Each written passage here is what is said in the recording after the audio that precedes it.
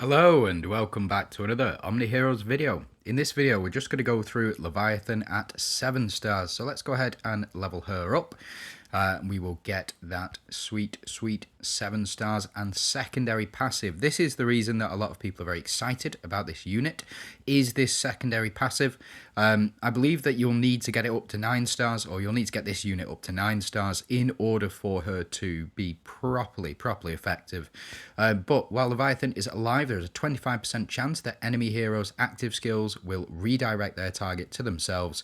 This passive does not trigger if both sides deploy Leviathan. So just a bit of clarification on that. If both sides do have this unit, the passive will be null and void and it will be pointless. So if she becomes meta, just prepare yourself for having a redundant unit, effectively. The rest of it, so we didn't really get altogether too much else. We did get a bit on the seasonal passive, so permanently boost Leviathan stats for this season only. So by the end of this season, this will go away and it will be replaced next season by something else. We didn't really unlock anything else besides the Deviant synergy. And on the team that we are going to run around on the in Lost City here, I think we're in the right one. Yep. There we go. So in this team, she doesn't really have a DD counterpart or a Deviant counterpart to work with, because there's no other Deviant monarchs on the Dooms team. It is only Halissa and Merlin as well, but I think that should be fine.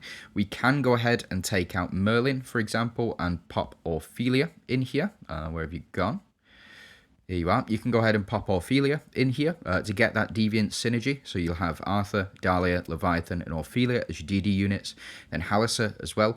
But for the purpose of this video, we are going to use a Monarch synergy. So we're going to have 2 Monarchs on the team. We would technically have 3 if Leviathan was at 8 stars.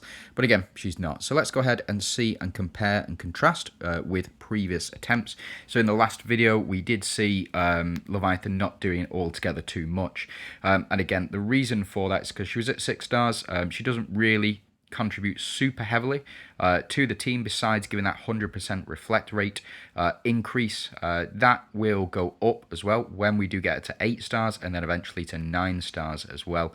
And I think by partway through the season, I will have her up to the 9 stars. So as you can see, we're doing a little bit of reflect damage here to these enemies. Not altogether too much, but there is a lot of damage going through. And we did see Gerald there perform an attack, but he hit himself, which is very strong. Now, enemies do only have 25% chance to hit themselves, but it is always there and it is always constant. So you will have 25% chance per enemy to... Yeah, so we didn't proc it there, unfortunately, but we do have 25% chance per enemy to do that. Unfortunately, it doesn't seem to be proccing altogether too much, and this is what I feared might be an issue with this unit, is that 25% chance is just too low.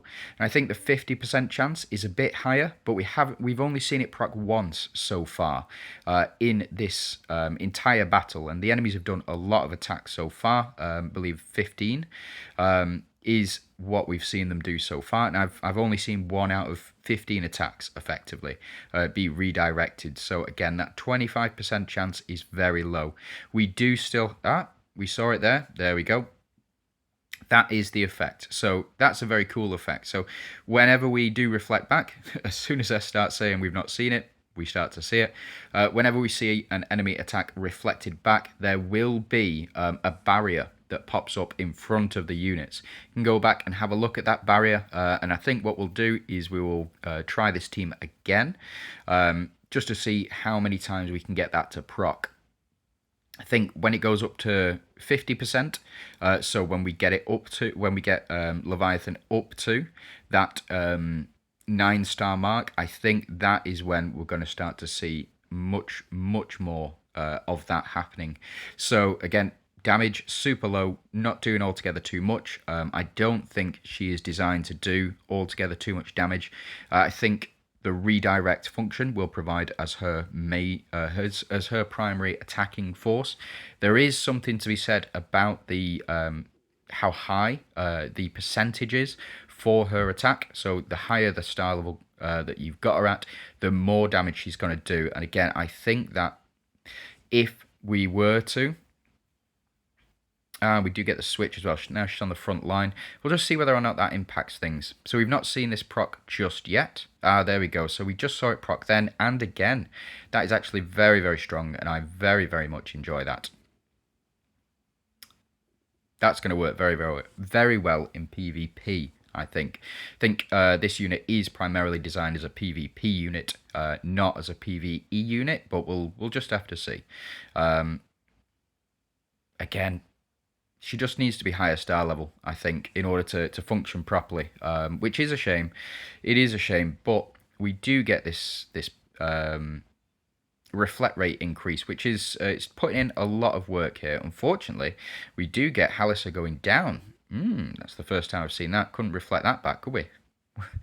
Yeah, it is what it is. And then we get this reflect rate and the reflect damage back in, and then we reflected that attack back at him as well, back at Gerald. So I think that, yeah, very, very strong, very, very powerful abilities. However, I do think you need her at higher star levels, and I don't think that you should be summoning for this unit specifically, unless you've got a very powerful Dooms team as is, unless you've got all of these units built in already, which I think is a shame, but it'll sort of more refine the Dooms team that we have, which means that, say for example, I think this season they are primarily focused on refining the actual synergies themselves, rather than doing just general effects. Like Dahlia is a general effect, she can go in just about every team, whereas the units from this season, Tsukiyomi, I think is a much cheaper option and will get you much further.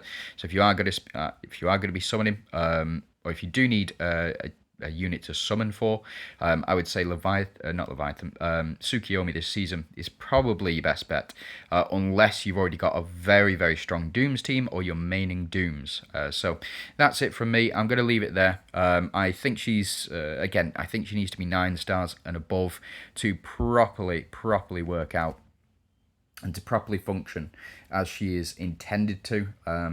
Yeah, again, we'll just have to see, but I do think you need her at higher star levels. What's up? I do think you need her at higher star levels. And that's it. That's my take on it. So thanks very much for watching. I hope you have a fantastic day, and let me know how it's going for you.